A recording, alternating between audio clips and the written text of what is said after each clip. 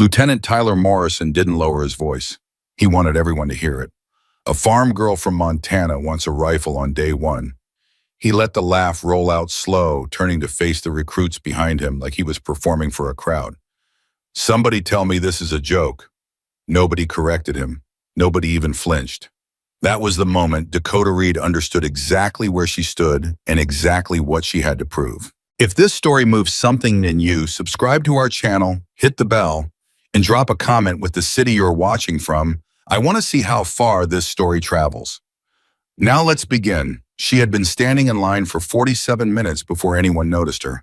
That was fine. Dakota Reed had spent most of her life not being noticed, and she had learned early that invisibility was not the same thing as weakness. You could watch an entire room from the edge of it. You could learn everything about people, their habits, their fears, the way confidence sat differently on those who'd earned it versus those who were simply performing it without saying a single word. Her grandfather had taught her that. He had taught her a lot of things, most of which she was only beginning to understand now that she was standing on the red-painted concrete floor of a Fort Bragg weapons training facility with 43 other new recruits and the low metallic smell of gun oil filling the back of her throat like a memory. The morning had started, the way all mornings started at Bragg, loud, cold, and deliberately designed to make you feel small. Drill Sergeant Patterson had come through the barracks at 0445 with a voice like a truck engine turning over in winter, and the recruits had scrambled out of their bunks and into formation with the barely organized chaos that still passed for discipline in the first weeks of training. Dakota had been the third one out of bed. Not the first. She'd learned not to be the first at anything yet. Not until she understood the landscape. And the landscape she had quickly determined was complicated. There were 44 recruits in Alpha Company's first rotation of the basic marksmanship block. 39 men, 5 women. Of the 5 women, Dakota was the only one who hadn't come in with prior collegiate ROTC, experience prior junior ROTC, or at least a family member who'd served in a branch that gave you some idea of what you were walking into. She had none of that. She had a Montana driver's license, a high school diploma from a school with 68 students in the senior class, and a grandfather who had spent 40 years raising cattle and never once, not once in all her 22 years of living, told her what he had done before the cattle. She thought about that a lot. She was thinking about it now, standing in line, watching Patterson move down the row of recruits toward the front of the range, where the weapons were laid out on a long table covered with a green canvas drop cloth. Patterson was a brick wall in human form. 6'2", 240, with a neck that suggested his head had been installed under industrial pressure. He had a way of looking at new recruits that wasn't contempt, exactly. It was more like assessment, the kind of look a mechanic gives a used car he's been handed. What's wrong with this one? Where are the cracks? How long before it breaks down and I have to fix it? He got to the front of the line and stopped, pulled the drop cloth back, and laid out on the table were the standard issue weapons for the first day of marksmanship training, Beretta M9 handguns, one for every recruit. Clean, functional, absolute basics, the kind of weapon you handed someone who had never held one before, so you could see immediately whether they were going to hurt themselves or somebody else. Listen up, Patterson said in a voice that did not require volume because it had weight instead. Day one is fundamentals. You will handle the M9. You will demonstrate proper grip. You will demonstrate proper sight alignment. You will not fire until I say you fire. You will not touch the weapon until I say you touch it. You will not so much as breathe in the direction of anything on this table until I give the word. Do I make myself understood? It wasn't a question. It never was. Yes, drill sergeant, came back from 44 throats in rough unison. Weapons are not status symbols. Patterson continued moving slowly along the front of the line. Weapons are tools.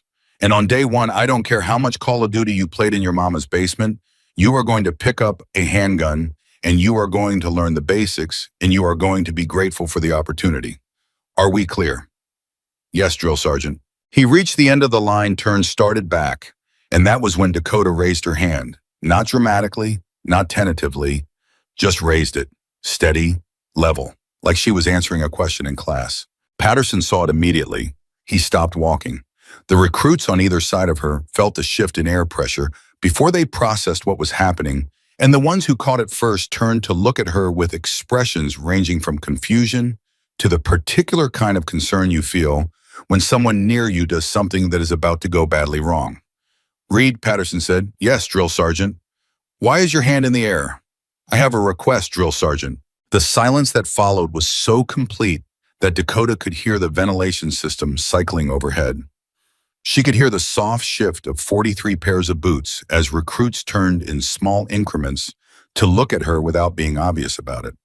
She could feel the specific quality of attention that forms in a room when someone does something unexpected. Not wrong yet, just different, just enough outside the pattern to make everyone hold their breath. Patterson's expression did not change. This is not a democracy, Reed. This is a weapons range. You do not make requests. I understand, Drill Sergeant. I'm requesting to begin with the M4 instead of the M9. There it was. The words went out into the air and landed like something dropped from a height. Dakota felt the ripple move through the group. She heard from somewhere down the line to her left a sound that was halfway between a laugh and a cough being quickly converted into a cough. She saw Patterson's eyes, which had been flat with the professional neutrality of a man who had processed thousands of new recruits, do something she hadn't expected. They flickered, just slightly, like a light behind a wall. Not anger, something closer to disbelief. The M4, he said. Yes, Drill Sergeant. You want to start? On day one of basic marksmanship, with an assault rifle. I'm more comfortable with a rifle, Drill Sergeant. And then Lieutenant Tyler Morrison laughed. It was not a polite laugh. It was not the involuntary laugh of someone genuinely surprised. It was a performance, deliberate, curated, shaped for maximum audience.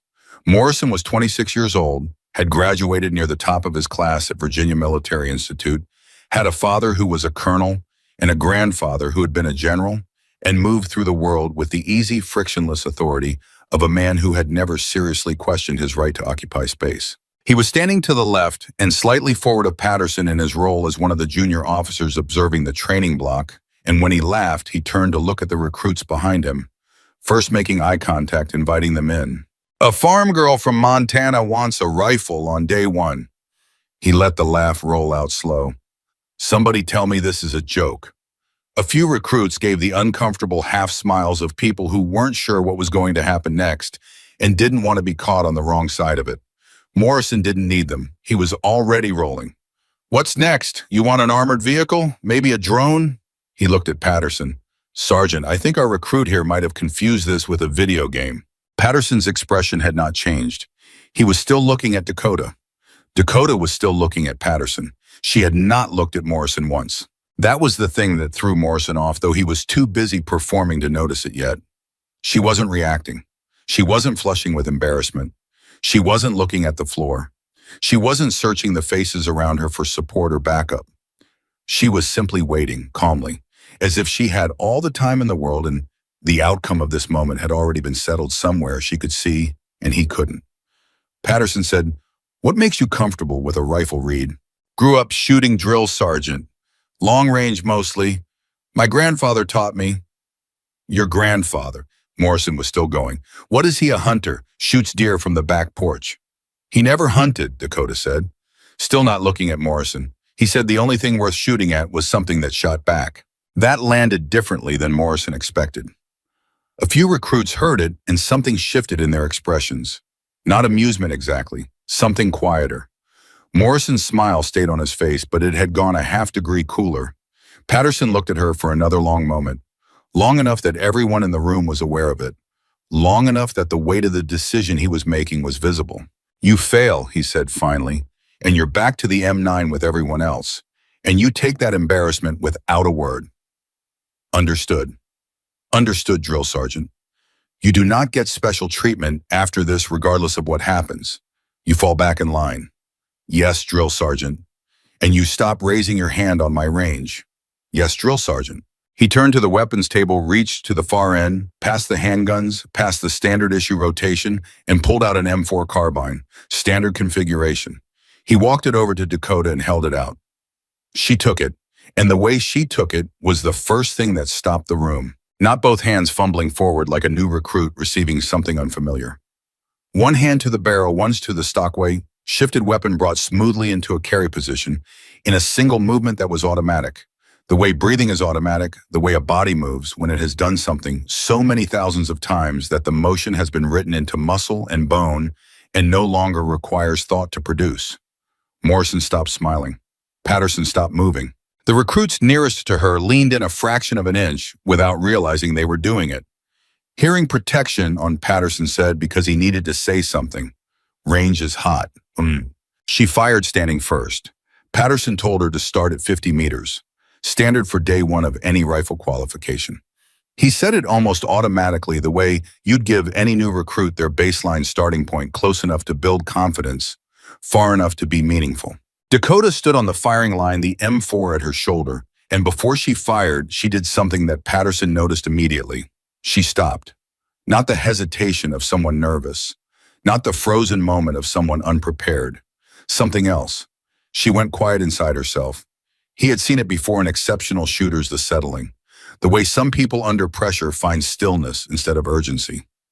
She exhaled slowly, took up the trigger slack, fired. The shot cracked out sharp and clean, and when the spotter downrange called the impact, it came back as center mass, dead center. Morrison, standing behind and to the left, said nothing. Patterson said, "Again." She fired again. Same result. Again. Third shot. The grouping was already forming into something that didn't look accidental. 5 rounds, Patterson said. Fire at your own pace. She fired 5 rounds. Methodical, unhurried.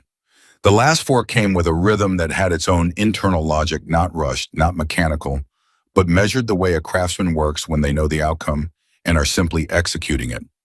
When Patterson called a halt and they went forward to check the target, the group, and there was a group by now loose and drifting toward the range, in the way people drift towards something they don't want to be caught watching, went quiet. 5 shots, 1 grouping. The cluster of impacts was so tight that at distance it had looked like a single hole. Morrison walked up to the target, looked at it, looked back at Dakota, looked at the target again. He stopped, started over. That's not possible. Not on day 1, not at 50 meters standing without a rest. It's possible, Patterson said quietly. He was still looking at the target. I'm looking at it. There's something wrong with the target, or she was shooting at a different one. Can we verify? Lieutenant, Patterson's voice was flat. The target is correct. Morrison fell silent, but his silence had a quality to it, the silence of a man reorganizing, regrouping, looking for the next angle. Move her back, he said finally. 100 meters. Let's see if the fairy tale holds up at distance. At 100 meters, she was steadier. There was no other way to describe it. As the distance grew, something in her posture settled further, like a structure finding its foundation. Patterson had seen shooters who were better up close and deteriorated with distance, and shooters who were average at all ranges, and the rare kind, the kind you remembered, who seemed to find their rhythm only when the difficulty increased. He was beginning to believe he was looking at the rare kind. She fired her qualification string at 100 meters and landed every shot within a pattern that would have qualified as expert on a formal range evaluation. Morrison said 200. There was a sharp look from Patterson. This was not procedure. This was not the scheduled curriculum, but Morrison outranked him in the technical chain of command on observational matters. And after a moment, Patterson ordered the adjustment. At 200 meters, Dakota asked a question for the first time since they'd started. Can I go prone? Patterson looked at her. Does it make a difference? At this distance, it does. He gestured. She went to the ground, settled into a prone position with the economy of motion that by now was starting to feel like the pattern, rather than the exception, found her position and fired. The spotter's call came back like a verdict. All impacts center mass. Somewhere behind her, one of the male recruits said quietly but audibly, "What in the—" Nobody finished it for him. Nobody needed to. Morrison had stopped making sound. He was standing behind the firing line with his arms at his sides and his jaw set in the particular way of a man who is aware he has walked into something he doesn't understand and is deciding how to feel about it. Her background, he said to Patterson. What does her file say? Farm girl, Montana, no prior service. That's not possible. You keep saying that, Patterson said, and she keeps shooting. I'm saying someone trained her, someone professional, someone with a classified program or her grandfather taught her to shoot. Patterson picked up the evaluation clipboard. Lieutenant, I have been running marksmanship training for 11 years. I have seen naturally gifted shooters. I have seen prodigies. I have never seen day one accuracy at 200 meters standing to prone transition without a formal qualification program behind it. He paused. Until today. Morrison said nothing. The recruits had fully stopped pretending not to watch. They were watching openly now. The pretense dropped because the situation had moved past the point where social management mattered. Dakota got up from prone, dusted off her elbows, looked at the target she couldn't see from this distance and didn't need to. She handed the weapon back to Patterson. He took it, and without quite meaning to, he said, "Where did you say your grandfather was from?" "Montana," she said. "Small town called Bridger, about 30 miles east of Billings." "And he taught you?" Everything he thought was worth knowing. Patterson turned the M4 over in his hands. He didn't know why he was asking. He didn't know what he expected the answer to tell him. He just had the feeling, the one you get when you're looking at something that doesn't fit any category you have for it, that the thing in front of him was the visible part of something much larger. "What did your grandfather do before the farm?" he asked. Something crossed Dakota's face. Not evasion, she wasn't built for evasion, that much was already clear. More like the expression of someone looking at a photograph of a place they've been but can't fully remember. "He never told me," she said. "He said it wasn't a story worth telling." That night, the barracks had a different atmosphere. The recruits who had been on the range, all of them, including the ones who had laughed at the right moments when Morrison was performing, sat with the particular quiet of people reordering their assumptions. They ate their evening meal in a mess hall that smelled of industrial soap and something that might have been beef, and the conversation at the tables was lower than usual, with more looking up and then looking back down. Dakota sat at the end of a table with a recruit named Specialist Gaines, a woman from Georgia who had come in with JIROTC experience and a sharper eye for what mattered than most of the men in the company. Gaines had not been among the ones who laughed. She had been in the middle of the line watching, and she had watched very carefully. "You want to tell me how a farm girl from Montana does that on day one?" Gaines said, not accusatory, genuinely curious, the kind of curious that respects what it doesn't understand. "Practice," Dakota said. "That's not practice, that's something else." "What do you think it is?" Gaines picked up her coffee, thought about it seriously. "I think your grandfather was not just a farmer." Dakota didn't answer that directly. She looked at her tray. Then she said, "He had a way of teaching. He didn't explain things with words. He showed you once, and then he watched while you did it. And if you got it wrong, he didn't say what was wrong. He just watched until you figured it out." "That's a particular teaching method," Gaines said. "I didn't know it was a method until I got here and saw how everyone else learned." "What else did he teach you?" Dakota thought about that, thought about long afternoons on ground that was flat and vast, and the wind came from the west and was always lying to you about the distance, and how her grandfather would set up cans on fence posts at ranges that other people would have called unreasonable, and say nothing, just hand her the rifle and step back and wait. Thought about the discipline of it, not the shooting which had come early and come fast, but the patience, the ability to settle yourself, to remove the urgency from your body and replace it with something steadier. "Patience," she said. "He taught me patience more than anything else." Gaines nodded slowly. "That's the thing, isn't it? Everybody wants to shoot.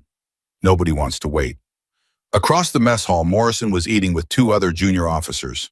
Dakota didn't look at him directly. She didn't need to. She could sense the direction of conversation from the way his body was angled, the intensity of it, the way the other two officers were leaning in slightly. He was not done. She had known he was not done from the moment he stopped laughing. The dangerous ones were never done. The ones with the real weight behind them, the institutional weight, the familial weight, the deep conviction that the order of things was a personal matter, those ones regrouped. They reconsidered. They found a new line of attack. She thought about her grandfather. He had told her once, in the way he told her most things sideways, letting the meaning arrive from an unexpected direction, that the most important thing in a long-range situation was to understand the environment before you made your first decision. Because the first decision, if it was wrong, didn't just fail. It told the target where you were. She thought she knew what that meant now, in a way she hadn't fully understood when she was young. Morrison had made his first decision today. He had laughed before he understood what he was laughing at, and now she knew where he was. So Captain Eileen Reynolds came to find Patterson the next morning. Reynolds was the commanding officer of Alpha Company, and she was the kind of officer who had risen by being thorough in a system that rewarded thoroughness. She was not a shooter herself. Her background was logistics and intelligence, but she understood operations, and she understood that anomalies required examination. She found Patterson doing post-range equipment checks in the weapons room, and she came in and closed the door, which Patterson had seen her do exactly once before in 3 years of working together. "Tell me about Reed," she said. Patterson set down the weapon he was checking. "You heard. Word travels fast on this post. You let a day one recruit qualify in an M4 at 150 meters standing 200, Patterson said, and she did more than qualify. Reynolds studied him. What are we talking about? Tight groupings, professional level, consistently. Day one, day one. Reynolds was quiet for a moment, turning this over. Then I wanted to understand her background, family, prior training, any affiliations she might not have disclosed on intake. I asked, farm girl from Montana, grandfather taught her. The grandfather, name, Patterson pulled out his notes. She's mentioned him a few times. Name is James Reed.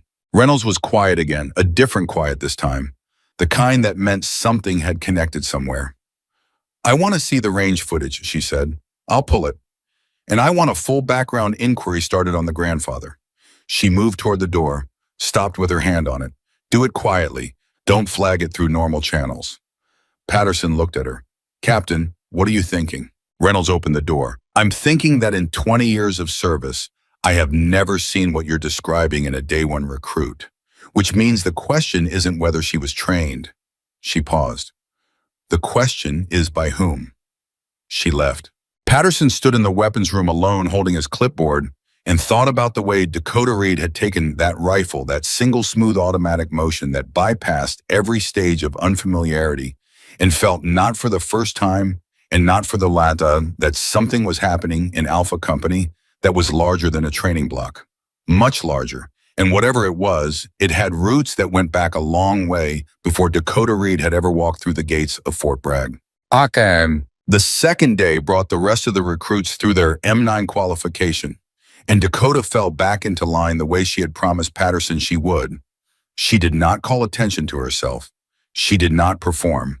She completed the M9 qualification with expert scores in the same quiet, unremarkable way that she seemed to do everything without drama, without announcement, letting the numbers speak for themselves. Morrison watched her from the observation position. He watched her the way you watch something you're trying to figure out with a specific intensity that was different from curiosity and different from hostility and somewhere in the uncomfortable space between them. During the lunch break, he approached her. Dakota was alone. Gaines had gone to the PX and the other recruits had moved in the loose social clusters that had already formed in the first days of training. She was sitting on a bench outside the range building with a water bottle and nothing else, looking at nothing in particular, with the focused calm of someone who had learned to rest without switching off. Morrison sat down across from her without asking. It was not the most graceful opening, but he didn't seem to be going for graceful. I want to ask you something, he said. Sir. She acknowledged his rank without warmth, and I want a straight answer. I'll try. He looked at her. Up close, the performance quality was gone. What was left was something more real, and she thought more interesting, a man genuinely wrestling with a disruption in his understanding of how things worked. Who trained you, he said. My grandfather, sir. Before that, someone else. An academy, a junior program, something. No, sir. That is not possible. She looked at him steadily. I don't know what to tell you, sir. I can only tell you what's true. Your grandfather, he said, what did he do? Before the farm, military. Something in her expression adjusted. He never talked about it. Morrison studied her. Never. Not once. He leaned forward slightly. I've been in the Army my whole life. My father, my grandfather. I know what that kind of shooting looks like. I know where it comes from. It doesn't come from fence posts and cans in Montana. It comes from a program. It comes from structured, professional, long-term training by people who know what they're building. Then maybe that's what my grandfather was, Dakota said. Silence between them. Meaning what? Morrison said. meaning maybe he knew what he was building. Morrison sat with that for a long moment. Then he got up and he walked away, and he did not look back. But the way he walked was different from how he had walked before, slightly slower, slightly more internal, the walk of someone who has gone from certainty to question and is still mapping the new terrain. Dakota watched him go. She thought about her grandfather's hands, the way they looked when they gripped something, not the practiced elegance of someone trained in formal systems, but something older, something that had been formed in conditions she couldn't imagine and had survived into a Montana farm in a way that left no visible trace. She thought about the mark on his shoulder. She had seen it once when she was 9. He had been hauling water from the well in the summer heat with his sleeves rolled up, and she had caught sight of it for just a moment before he'd noticed her looking and rolled the sleeve back down.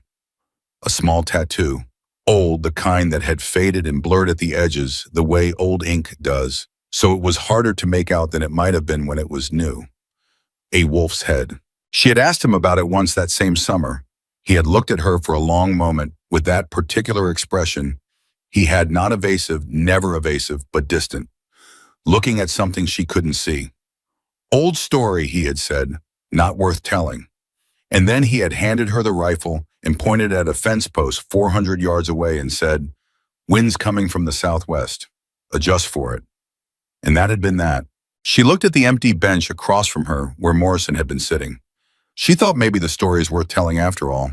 Maybe it's just been waiting for the right moment. She stood, picked up her water bottle, and walked back toward the range. The afternoon was just beginning.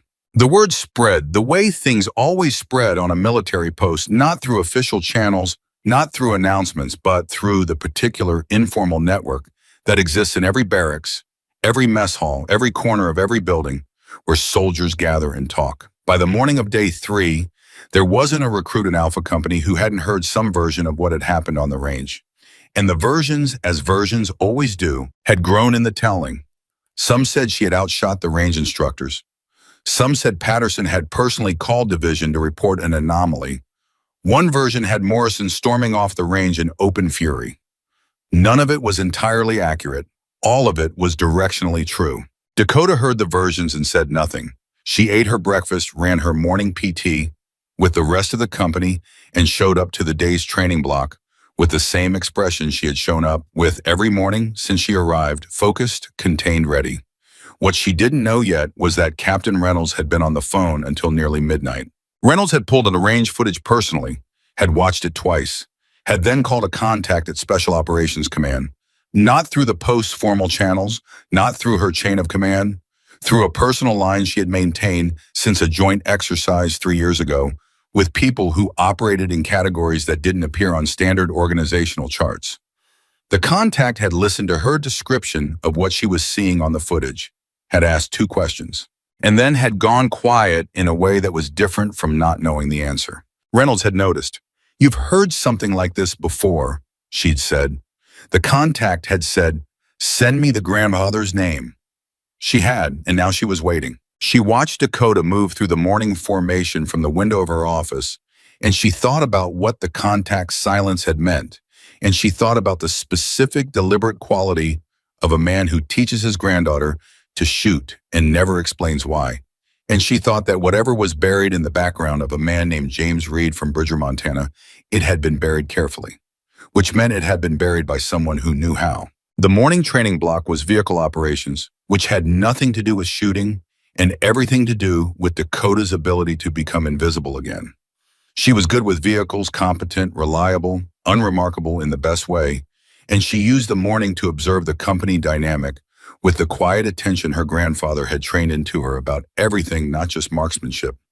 Watch before you engage. Understand the terrain. Know where the pressure points are before you need to use them. Morrison was the primary pressure point. He had come in that morning with something different about him. The performative ease was still there on the surface, the posture, the voice, the way he inhabited space as if it had been designed for him.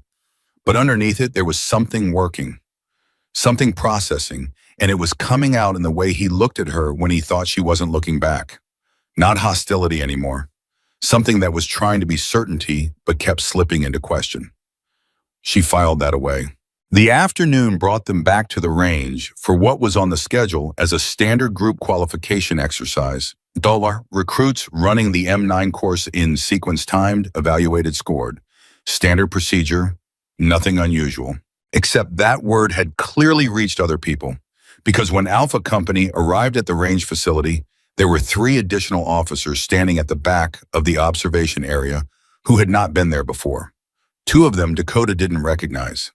The third was a major named Kowalski, who she knew by reputation. He ran the post-combat readiness evaluation program and was not under any normal circumstances. Someone who showed up to watch first-week recruits run a handgun qualification. Patterson saw them too. His face didn't change, but something in how he stood changed, a slight addition of formality, the posture adjustment of a man aware that the stakes of what he's doing have quietly doubled.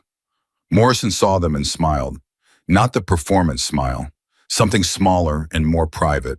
Dakota thought he invited them, or someone did on his behalf. Either way, the audience has arrived. She ran the M9 course when her turn came. She ran it cleanly, efficiently, without drama, expert score, no wasted movement, nothing that would have looked different from a well-prepared recruit who had done reasonable work. Because the M9 was not her language, but she was fluent enough in it, and she understood that sometimes the smart play was to be impressive without being conspicuous. Kowalski's attention, she noticed, did not sharpen during her M9 run. He was watching the range in general, making notes, performing the function of a man conducting routine observation. She thought he didn't come for the M9. He came for whatever comes next. What came next was Morrison. He waited until the standard qualification runs were complete. Then he stepped forward and he spoke to Patterson in a tone that was pitched just slightly above a private conversation, deliberately in that middle range where it was technically addressed to one person, but clearly audible to the group. Sergeant Patterson, I'd like to request a supplemental evaluation. Recruit Reed, extended distance qualification with the M4 based on yesterday's initial assessment. Patterson looked at him. There was a long beat. That's outside the scheduled training block, Lieutenant. I'm aware. I'm requesting it as an observational exercise under my authority as duty officer. It was technically within the scope of his authority. Barely. Patterson knew it, and Morrison knew Patterson knew it. The other officers at the back of the room had gone slightly more alert, not obviously, but the body language shifted in the minute way bodies shift when people are paying closer attention than they want to show. Patterson looked at Dakota. She nodded once, almost imperceptible. Reed, Patterson said, you heard the lieutenant? Yes, drill sergeant. She stepped out of the recruit line and moved to the weapons table and picked up the M4 that Patterson placed in front of her with the same automatic ease she had shown on day 1. Behind her, she heard the shuffle of the recruit group repositioning, not ordered to just moving the way a crowd moves when something is happening at the front. Start at 100, Morrison said to Patterson. Then, as if adding an afterthought, and I'd like Major Kowalski to conduct the official spotting confirmation. There it was. The structure of it became visible. Morrison had not just brought witnesses. He had brought a senior officer to officially confirm or deny what had been reported. If she performed well, it would be on record. If she failed, if the day 1 results had been anomaly or luck, that would be on record too. Either way, he was forcing a documented outcome. It was, Dakota thought, actually a smart move. She was mildly impressed, even as she understood that he intended the structure as a trap. She settled on the firing line. 100 meters. She had been here before, in her mind and in her body 1,000 times, in places that weren't ranges and weren't official, and were just the flat land of Montana and her grandfather's patient silence behind her. She exhaled, fired. Kowalski confirmed the impact without expression. Center, 100 meters. Move her to 150, Morrison said. She fired at 150. Same result. The room had gone quiet the way it had gone quiet on day 1, but different now. On day 1, the silence had been surprise. This silence was more deliberate, more considered. The silence of people who had come expecting something and were getting exactly that and weren't sure how to process it. 200, Morrison said. His voice was still controlled, still performing the role of a man conducting a methodical evaluation. But there was something underneath it now, a tension that hadn't been there at 150. At 200 meters prone, she landed 5 rounds in a grouping that Kowalski measured and then measured again before he spoke. 4.2 centimeter spread, he said. 5 rounds. 200 meters. Someone behind her said very quietly, "That's combat qualified sniper level accuracy." Nobody identified who said it. Nobody needed to. Morrison was quiet for a long moment. Then 250. Patterson turned to look at him. "Lieutenant, the range is only certified to 200 for standard qualification." "I'm not asking for standard qualification. I'm asking for an observational assessment. The lighting at 250 on this range is—" "I'm aware of the conditions, Sergeant." Morrison's voice had lost some of its management. "Just slightly. Just enough." 250. Patterson looked at Kowalski. Kowalski gave a small nod. Patterson exhaled through his nose and ordered the target moved. Dakota remained prone. She adjusted her position slightly, the natural compensation for the additional distance, the windage, the specific quality of light in the range that changed at that distance and had to be factored. She did these things without being told to. She did them the way she'd been doing them since she was 12 years old, kneeling in Montana wind with her grandfather standing 2 steps behind her, saying nothing, just waiting for her to figure out what the environment was telling her. She fired. Kowalski walked forward, came back. His expression for the first time since he'd arrived had changed. "On paper," he said, 250, center mass." The silence after that was different from all the previous silences. It was the silence of people who have moved past surprise and past confusion into something closer to reckoning. Morrison said nothing. One of the 2 officers who had come with Kowalski, a woman whose name and rank Dakota hadn't yet registered, stepped forward from the back of the room and said in a very quiet voice directed at no one in particular, "Who is this girl?" It was not rhetorical. It was a genuine question. The kind you ask when the thing in front of you doesn't fit any available category and you need someone to give you a new one. Nobody answered her, because nobody not yet had the answer. Gaines found Dakota after the range session falling in a step beside her with the easy confidence of someone who had decided that proximity to Dakota Reed was worth the social complexity it might create. Kowalski went straight to his car and got on the phone. Gaines said not quietly. "I know," Dakota said. Morrison looked like someone had just told him his watch was wrong, the expensive one. "I know." "So are you going to tell me what's actually going on? Because that was not— I don't have words for what that was. I grew up around shooting. My uncle runs competitive long range.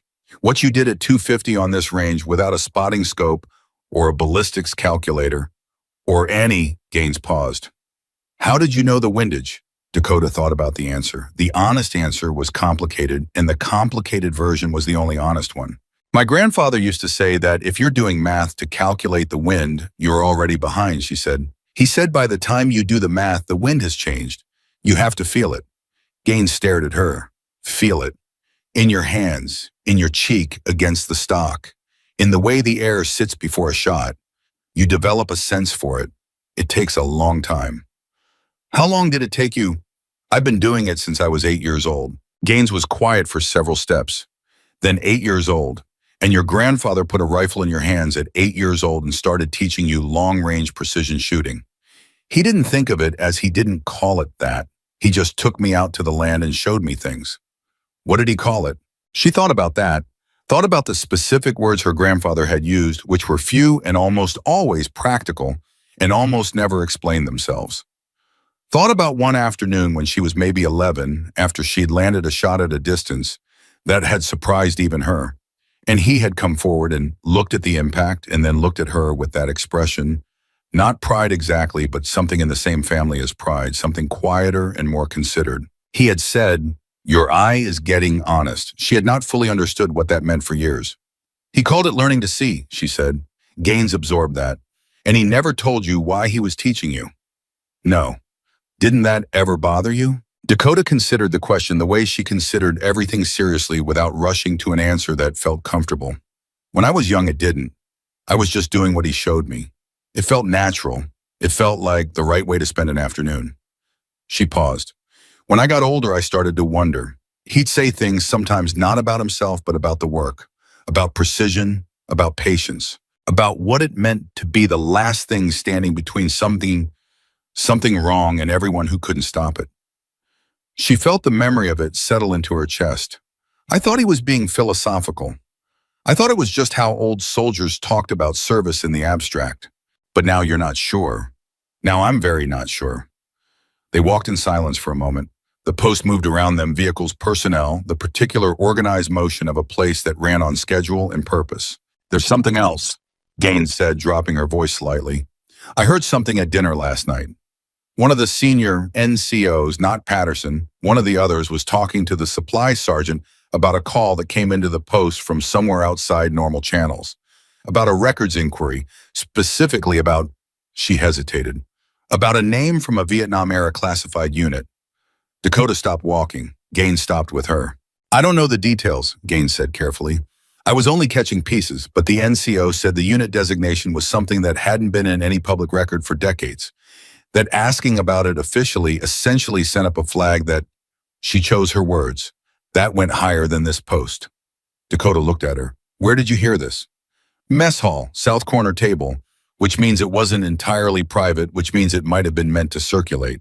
Or it circulated by accident, Dakota thought, and there was a difference between those two things that she did not yet know how to measure. What was the unit designation, Dakota asked.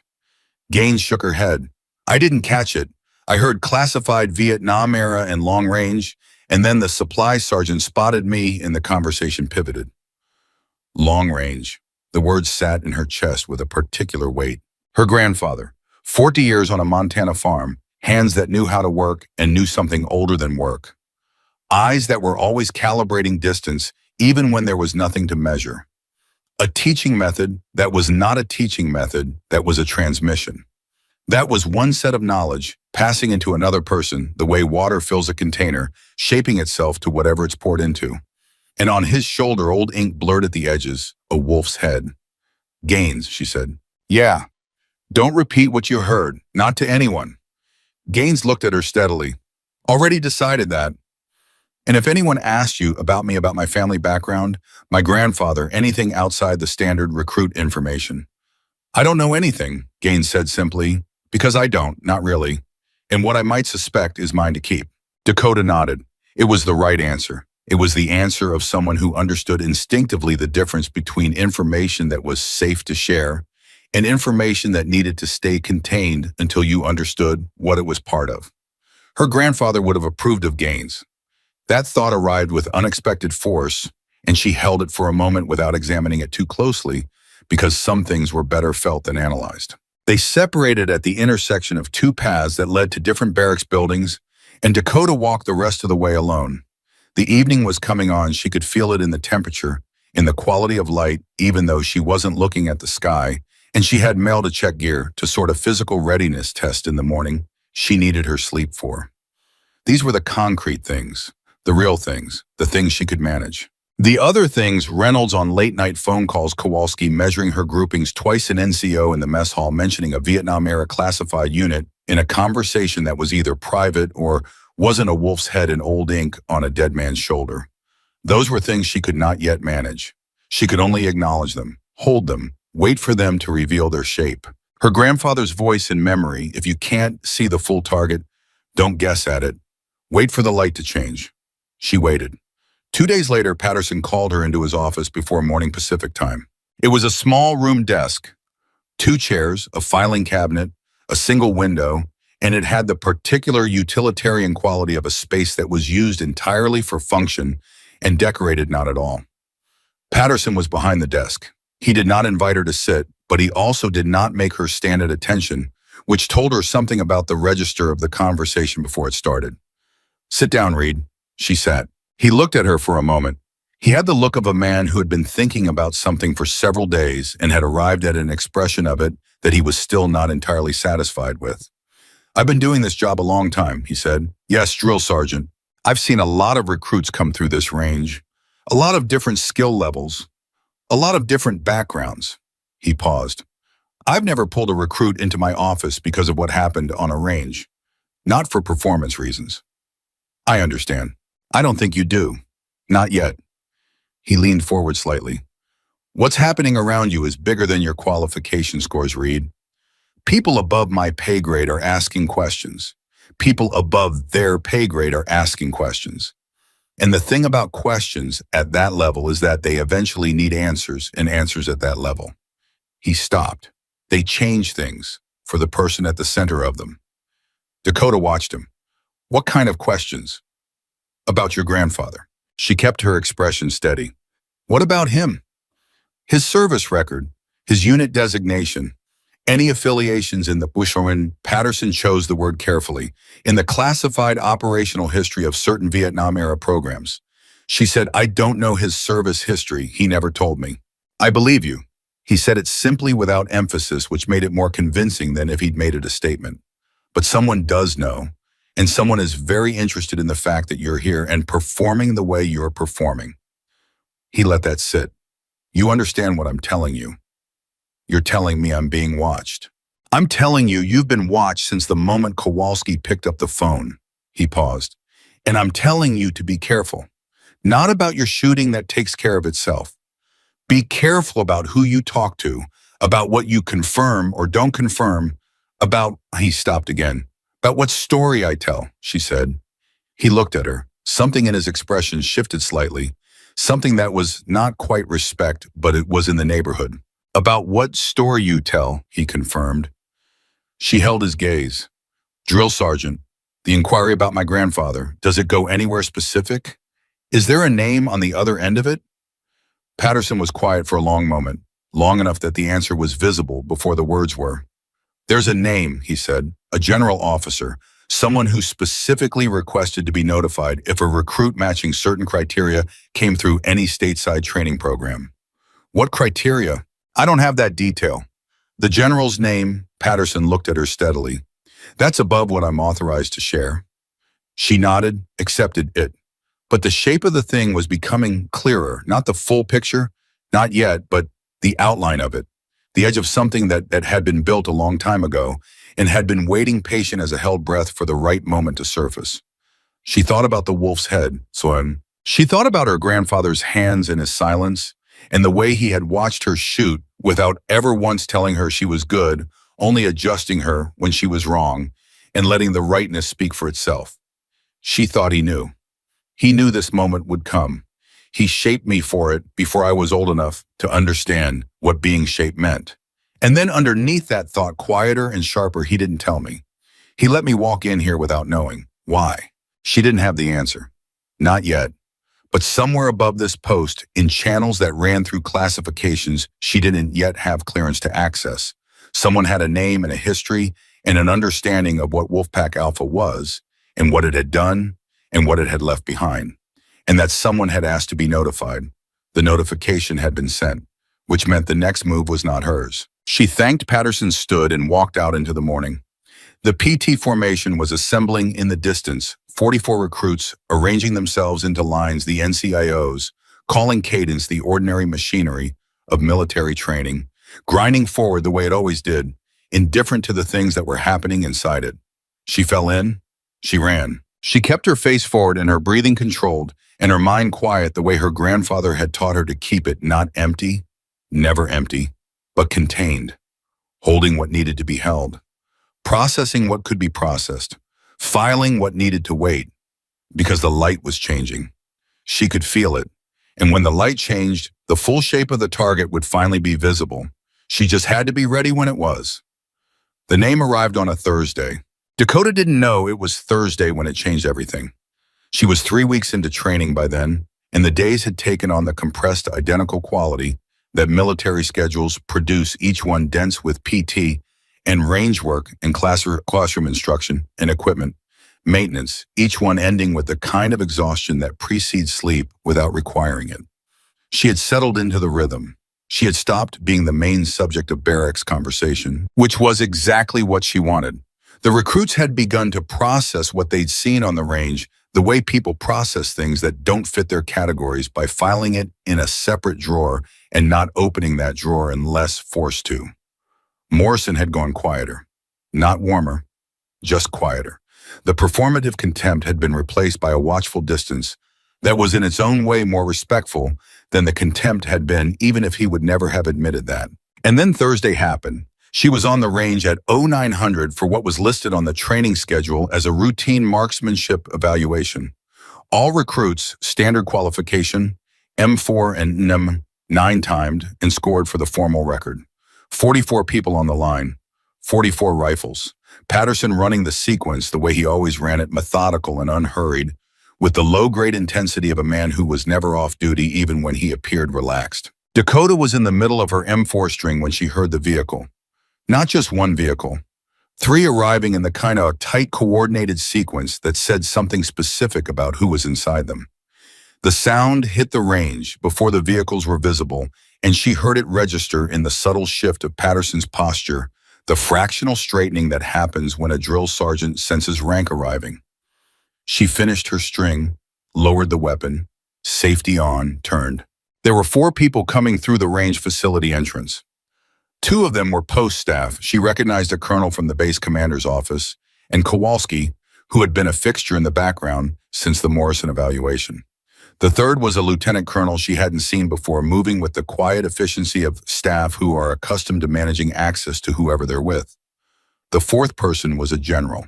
Dakota knew it before she could see the stars, the way the space around her organized itself differently, the way everyone else in the facility made microscopic adjustments to their posture and attention without being ordered to, the way the air itself seemed to take the entrance more seriously.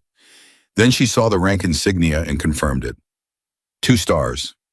Major General. Female.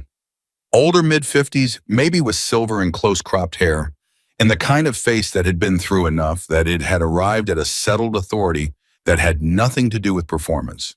She wasn't projecting authority. She was simply carrying it the way some people carry weight, as if it had been part of them so long they'd stopped noticing it. Patterson called the range to attention. The general said, "At ease, Sergeant Patterson, carry on with your evaluation." Her voice was moderate in volume and absolute in clarity. The kind of voice that had been trained over a long time to be heard without being raised. Patterson hesitated for just a fraction of a second, the fraction that meant he was recalibrating what he'd expected from this visit, and then turned back to the range and ordered the next recruit into position. The general stood at the back of the range. She didn't move toward the observation area. She didn't speak to Kowalski or the colonel. She stood and she watched. She watched the recruits run their qualification strings. She watched with the particular attention of someone who is looking at something specific and is patient enough to wait for it. Dakota, back in the recruit line, felt the attention, the way you feel, whether not on the skin exactly, but in some register just below it. She did not look back. She kept her eyes forward, her rifle at carry, her breathing controlled. She thought, this is the General Patterson mentioned, the one who asked to be notified. She thought she came herself. The qualification strings ran in order. When Dakota's name was called for her second string, the extended distance evaluation that Patterson had begun routinely including for her as a documented training component, separate from the group standard, she stepped to the line and heard behind her a very slight shift in the ambient sound of the room. The kind of shift that happens when a room's attention narrows to a single point. She fired her string at 100, 150, 200. She was reaching for the M4's magazine to reload for the 250 attempt when Patterson said, "Move the target to 300. She turned to look at him. Patterson's face was neutral. "You heard me, Reed? 300 meters. On this range with this light, without a spotting scope." She heard Morrison somewhere behind and to the left of the observation area. "Sergeant, the range isn't..." "The range is adequate," Patterson said, still looking at Dakota. "Your call, Reed." It was not really her call. She understood that. Patterson was giving her the form of a choice, while the content of the choice had already been made by whoever had walked through that door with 2 stars on their collar. But the form mattered. She appreciated it. "Yes, drill sergeant," she said. She went prone. 300 meters was a different calculation. The wind mattered more, the breath control was more critical. The margin between a good shot and a clean miss compressed down to decisions made in fractions of seconds in the space between heartbeats. She knew this range the way she knew all ranges, not by calculation, but by feel, by the accumulation of thousands of iterations of the same act, until the act became automatic, and the only thing left was the decision about when to make it. Her grandfather's voice, "The wind talks if you know how to listen." She listened. She fired. The spotter, Kowalski, who had moved forward without being asked, called back after a long moment. "On paper, slight left of center, approximately 4 centimeters. 4 centimeters at 300 meters. Standing or supported, that would be exceptional. Prone without a spotter, without ballistics data on a range she had never fired at that distance, It was something else. The room was completely silent. The general spoke for the first time since telling Patterson to carry on. Again, she said. Patterson looked at her, then at Dakota. Again, Reed. She fired again, and again. 5 rounds total, Kowalski measured. Tightest grouping 6 centimeters, best shot 3.8 centimeters left of center. The general walked forward from the back of the room. She walked to the firing line to the position where Dakota was just rising from prone, and she stopped at a distance that was close enough for a private conversation and far enough to be respectful of space. She was taller than she'd seemed from across the room, or maybe it was just that she occupied her height fully without waste. She looked at Dakota for a long moment. Not the evaluating look of the assessment, something different. Recognition adjacent. The expression of someone who is seeing a thing they expected to find, but are still somehow moved by the finding of it. Reed, she said. Ma'am? Staff Sergeant Patterson tells me your grandfather taught you. Yes, ma'am. Everything he thought was worth knowing. She quoted Patterson's report back with precision.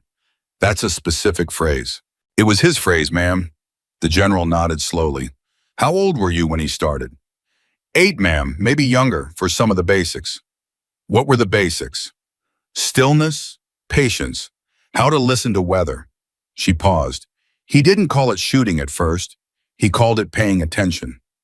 Something crossed the general's face, something swift and private that she contained almost before it was visible. Almost. Your grandfather's name, she said. James Reed. Yes, ma'am. Did he ever mention his service to you? Never, ma'am. He said it wasn't a story worth telling. The general was quiet for several seconds, the kind of quiet that is doing active work. Then, did he ever show you anything from his service, any documentation, any photographs, any personal items associated with that time? Dakota kept her breathing even, kept her face steady, kept everything contained the way she had been taught to keep it because some information was hers to release and some was hers to hold, and she was still in the process of understanding which category this fell into. She was about to answer when Morrison spoke from the observation area. Ma'am? His voice was carefully modulated, deferential in form, carrying an edge she recognized. May I ask the nature of this inquiry? I want to understand whether this is a formal evaluation or lieutenant. The general did not turn, did not raise her voice. You may not. The silence that followed had a specific quality, the quality of a room in which someone has just been very clearly and very quietly put in their place, and everyone present is processing that fact simultaneously. Morrison said nothing further. The general turned back to Dakota. Reed, did your grandfather ever show you anything? Yes, ma'am, Dakota said. She said it simply, because it was true and because she had decided in the 3 seconds of Morrison's interruption that the thing she was looking at, this woman with 2 stars and silver hair, in the careful eyes of someone carrying old information, was not a threat, was something else, something she didn't have a word for yet. What did he show you? A tattoo, ma'am, on his left shoulder. He tried to keep it covered. I only saw it once when I was 9. Describe it. A wolf's head, old ink. The edges were blurred. It had been there a long time. The general went completely still. Not the stillness of composure, the stillness of someone absorbing an impact that they had expected and that still landed hard. She was quiet for so long that Kowalski shifted his weight and the colonel beside him looked at the floor, and Morrison, for the first time since Dakota had known him, seemed to understand that something was happening in the room that was larger than anything he had walked into with the intention of managing. What unit was he in? The general said, quietly.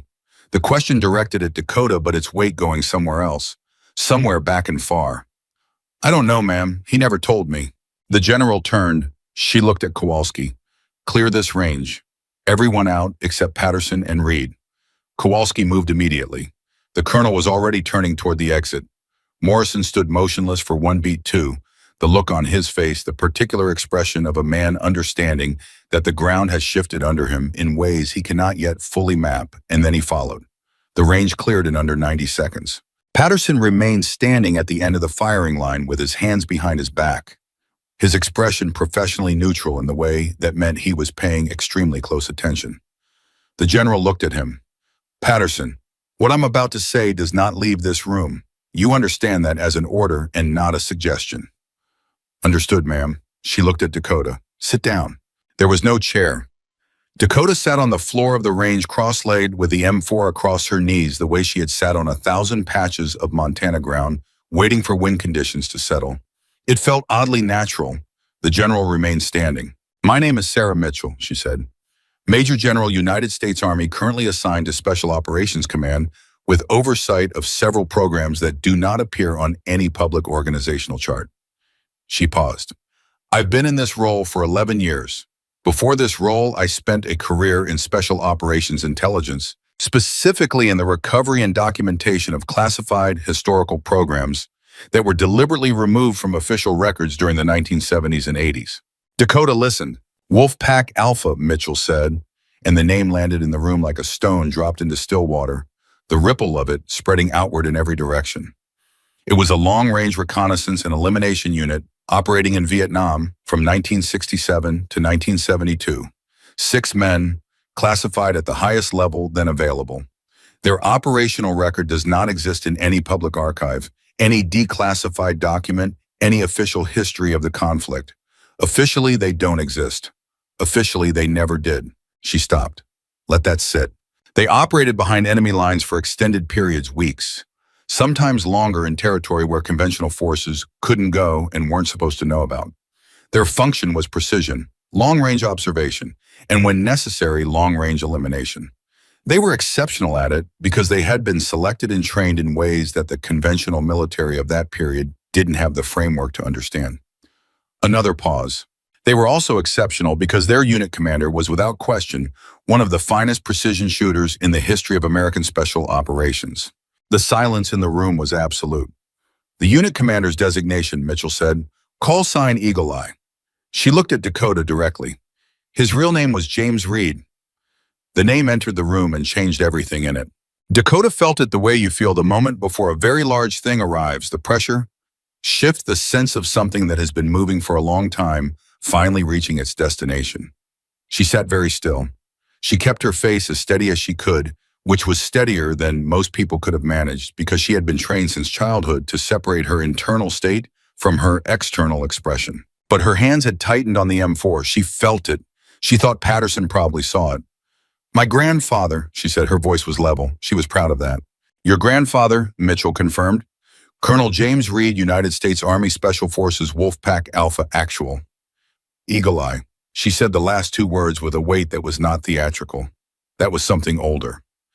He was 24 years old when the unit was formed. He served its entire operational period. He survived when others didn't, which carries its own weight and its own cost. She stopped. After the unit was officially dissolved and its records sealed, the surviving members were given new identities and returned to civilian life. They were ordered never to speak of what they had done or who they had been. Dakota thought about her grandfather's hands, his silence, the way he had looked at the distant fence posts and said nothing, just waited for her to understand what they meant. He had been ordered not to speak, so he had found another way. He taught you instead, Mitchell said, as if following the same thought. He couldn't tell you who he was, so he made you into what he had been. She paused. I don't know if he planned it exactly, but I think he understood that some things can't be buried. That what he carried was too specific, too particular, too real to simply stop existing when he went back to Montana, and so he passed it on. Dakota said the tattoo. Wolfpack Alpha's unit mark, all 6 members had it. Mitchell's voice had shifted slightly, something in it that was almost not quite personal. I knew your grandfather, Reed. Not well. I came to this work late. He was already gone by the time I began recovering these records. But I've spent 7 years reading what little documentation survived and talking to the people who knew what Wolfpack Alpha was. She paused. Your grandfather was referenced in every single account I collected. Everyone. Always the same way. By people who had seen things in that conflict that stripped away every category they had for human capability. She looked at Dakota steadily. They all said the same thing about Eagle Eye. That he was the most patient man any of them had ever encountered, that he could wait longer, see farther, and hold steadier than anyone they'd believed possible, that he seemed to exist in a different relationship with time than the rest of them. Dakota felt something move in her chest, not grief exactly, something larger than grief and quieter than it. He taught me patience more than anything else, she said. She was repeating what she had told Gaines. It felt different now. I know, Mitchell said, because patience was the core of what Wolfpack Alpha was built on. Not aggression, not speed. Patience. The ability to wait until the moment is exactly right and then act without hesitation. She looked at the M4 in Dakota's hands. What you did on this range today and what the reports say you've been doing since day one is not the product of casual instruction. It's the product of years of deliberate, structured, expert training in a discipline that requires that quality above all others. He never told me he was training me, Dakota said. No, Mitchell agreed, because if he had, it would have been a story, and the order was no stories. Something crossed her face. But he found the door he was allowed to walk through, and he walked through it. She paused. Every day, for how many years? Dakota thought about the afternoons, the fence posts, the wind. 14 years, she said, until I left for college. Mitchell nodded. 14 years. She turned and walked to the end of the range and back, not pacing, just moving the way people move when they're processing something they've been carrying for a long time and are finally setting down. Patterson had not moved, had not spoken, had the expression of a man who had just been handed a document that explained everything he'd been confused about for 3 weeks and was still reading it. Mitchell came back and stood in front of Dakota. I came to this post, she said, because when Reynolds filed the inquiry about James Reed's service history, it hit a flag in our record system, a flag I put there 7 years ago, because I had spent enough time with his story to understand that if he had any living descendants, and if any of them had inherited what he carried. She stopped. Let the sentence complete itself. You wanted to find me, Dakota said. I needed to find you, Mitchell said. There's a difference. She paused. The Special Operations Sniper program is not advertised. It is not a listed curriculum at any training facility in this country.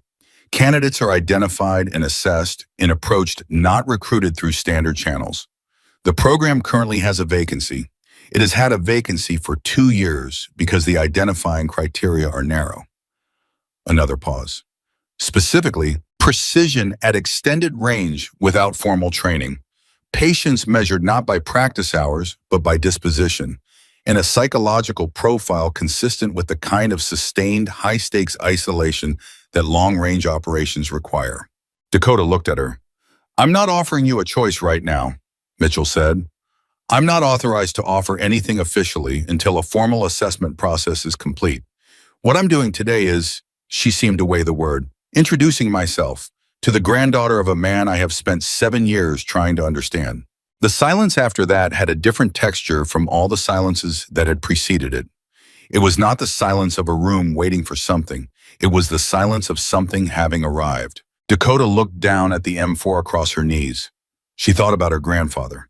Not the old man on the farm the young man Mitchell had described. 24 years old in a Vietnam jungle with 5 other people operating in territory that officially didn't exist, doing things that would be sealed from the record and never spoken of. And then coming home to Montana and raising cattle and spending 40 years not speaking. And then one afternoon taking his 8-year-old granddaughter out to a fence post at an unreasonable distance, handing her a rifle and waiting. She thought he knew what he was leaving behind. Not in a document, not in a story, in me. She looked up at Mitchell. You said Eagle Eye was the most patient man any of them had ever encountered, she said. Every account, without exception. He waited 30 years before he started teaching me, Dakota said. He had 4 children. He waited until me. Mitchell looked at her, and for the first time since she'd walked through the door of this range facility, something in her expression was not composed. Just for a moment, just long enough to be real. Yes, she said. He did. The range was very quiet. Outside, the post moved on vehicles and formations in the ordinary machinery of military life, continuing its rotation. Morrison was somewhere out there standing in a parking lot or an office corridor, reconfiguring everything he thought he understood about what had happened in the last 3 weeks. Reynolds was probably on the phone again. Gaines was running PT or cleaning gear, or doing the 100 small things that filled a recruit's day. None of them knew yet what had just happened in this room. Dakota sat on the floor of the range with a rifle across her knees and her grandfather's whole life suddenly visible to her in a way it had never been, and she held the weight of it carefully the way he had taught her to hold everything firmly enough, not to drop it loosely enough, not to shake. Mitchell watched her. "I need to ask you one more thing," Mitchell said, "and I need you to think about it before you answer." "Yes, ma'am."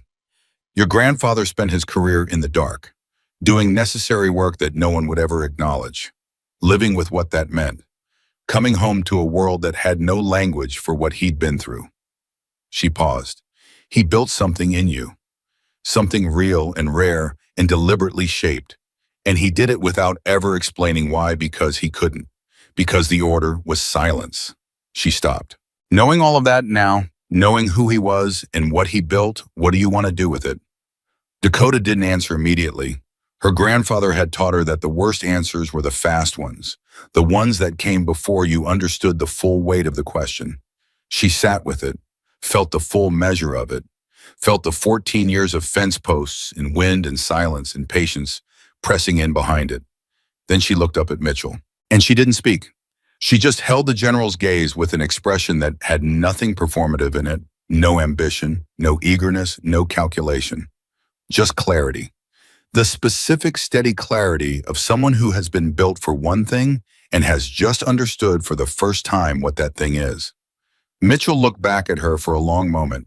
Then she nodded, once, slowly, like something confirmed. Mitchell left the post that afternoon without speaking to anyone else.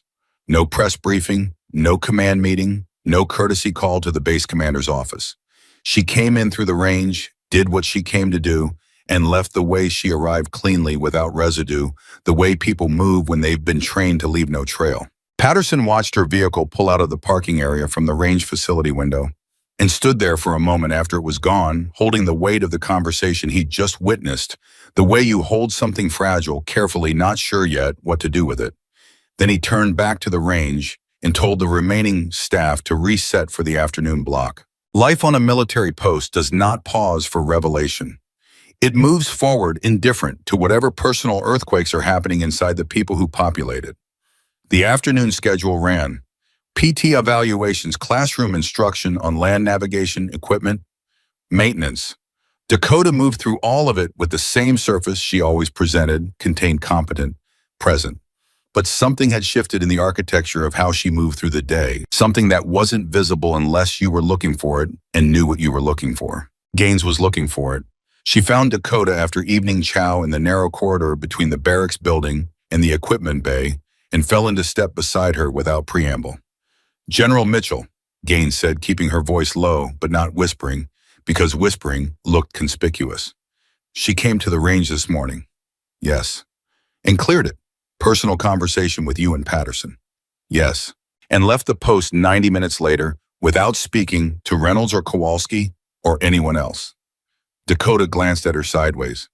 "How do you know that?"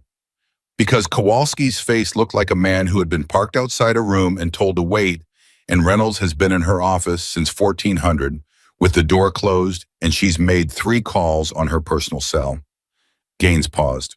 "So I'm going to ask you directly because I've earned that what happened in that room." Dakota thought about the order Patterson had received. "What I'm about to say does not leave this room." She thought about what that meant and what it was designed to protect, and whether it applied to Gaines, who was not in the room and had not been given the order. She also thought about the fact that Gaines had kept her confidence twice already without being asked to the second time. "I found out about my grandfather," she said. "Who he was." Who he was, Gaines waited. "He wasn't just a soldier. He was the unit was classified. Vietnam era, long range, the kind of classified that means sealed records and ordered silence and a whole life lived around something you are never allowed to say out loud." She kept walking, kept her voice level. "He was their commander, their best shooter, the reason the unit functioned the way it functioned." Gaines was quiet for several steps, then carefully. "And everything he taught you was everything he was, just passed through a different door. He built you." "He built me," Dakota confirmed, and the words landed differently out loud than they had in her head, with a weight that was not diminishing and not quite pain and not quite awe, A combination of all three that she didn't have a single word for. He couldn't tell me why. He'd been ordered not to, so he just did it, year after year, afternoon after afternoon, until it was as much a part of me as anything else. Gaines let out a slow breath. That is the most extraordinary thing I've ever heard. It's the most extraordinary thing I've ever been told. What does Mitchell want? There's a program, Special Operations Sniper. She wasn't offering, not officially. She said there's a process, but she came here herself, Gaines. 2 stars. She drove here personally. Which means the program is not optional, not really. Nothing about this feels optional, Dakota said. It just feels like the next step in something that started before I was old enough to know I was in it. They reached the end of the corridor and stopped, and Gaines looked at her with the particular expression of someone who wants to say the right thing and is taking the time to find it. Are you all right? Gaines asked. Gain. It was a simple question, a direct one, the kind that cuts through everything performative and lands at the actual center of things.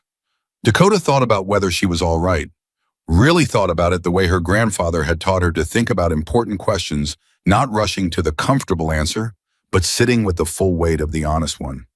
I think I will be, she said. I'm not sure I am yet. Gaines nodded. That was enough. She didn't push further, didn't offer consolation that would have felt hollow, didn't turn it into something manageable with words. She just walked the rest of the way beside her in silence, which was, Dakota thought, exactly the right thing to do. The summons came the next morning. Not from Mitchell. Mitchell was gone. It came from Reynolds, which meant it had been coordinated overnight through channels that ran above the post level and had come back down in the form of a memo on Reynolds's desk that she was now executing with the brisk professionalism of someone who understood that she was a step in a process she had not designed and would not question. Reynolds's office had the same utilitarian quality as every other space on the post, except for one thing, a framed photograph on the wall behind her desk, partially visible from where Dakota was sitting, of a younger Reynolds in desert fatigues, standing with a group of soldiers in front of a vehicle with no identifying markings. Dakota had not noticed it before. She noticed it now. You've been submitted for formal assessment, Reynolds said without preamble or context, as if the conversation were already in progress. The program is classified. The assessment process is classified. You will be transported to a secondary facility on Monday for an initial evaluation period of approximately 3 days. If you pass, you'll receive further orders. If you don't pass, you return to Alpha Company and complete your standard training rotation. Dakota said, What does the assessment cover? I'm not briefed on the details. Is Mitchell running it? Reynolds looked at her for a moment. General Mitchell's involvement is above what I'm authorized to discuss. What I can tell you is that the request came through her office. She paused. Reed, I've been in this Army for 22 years. I've seen a lot of recruits. I've never in 22 years seen a request of this nature at this stage of someone's training. Before completion of basic marksmanship block, before formal qualification. She let that sit. Do you understand what I'm telling you? That this is unusual, Dakota said. I'm telling you that in 22 years, this has never happened, which tells you something about what General Mitchell believes she found on that range. The words landed with a fullness that Reynolds had clearly intended. She was not being warm exactly, that wasn't her register, but she was being something that was adjacent to it, something like acknowledgement, the recognition of one soldier for another across a gap of rank and experience. Thank you, Captain, Dakota said. Reynolds nodded once, the way people nod when they've said what they meant to say and don't need elaboration. Dismissed. Morrison was waiting in the corridor outside.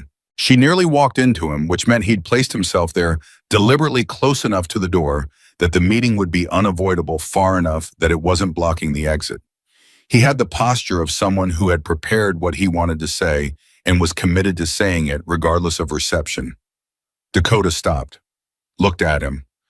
I don't have a lot of time, Lieutenant, she said. I know, I'll be brief.